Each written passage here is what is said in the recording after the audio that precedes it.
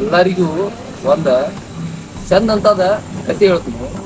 ಒಬ್ಬ ಪೂಜಾರಿ ದೇವಸ್ಥಾನ ಒಳಗ ಪೂಜೆ ಮುಗಿಸೊಂದ ಮನಿಗ್ ಹೋಗ್ಬೇಕಾರ ಆ ಪೂಜಾರಿ ಮಗ ಏನೈತಿ ಒಬ್ಬಾಕಿ ವೇಶ್ಯ ಮಗಳನ್ನ ನೋಡ್ಕೊತ ನಿಂತಿರ್ತಾನ. ನೋಡ್ಕ ಮುಂದಾಗ ಇವ್ ಪೂಜಾರಿ ಬಂದ ಮಗ ಕೇಳ್ತಾನು, ಯಾಕತಮ್ಮ ಮತ್ತ ಆ ಹುಡುಗಿನ ಯಾಕೆ ನೋಡತಿ ಅಂತ ಹೇಳಿಕಿಸಿಂದ ಮಗನಿಗೆ ಕೇಳ್ತಾನು.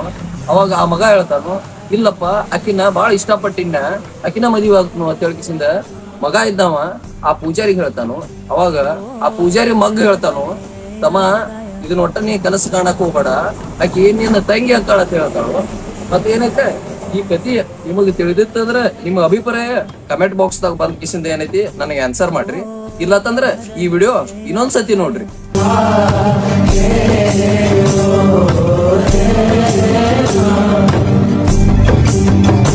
ಓ ಗರ್ಭದಲ್ಲೇ ಆದ ಗಾಯ ಹಣೆ ಬರಹ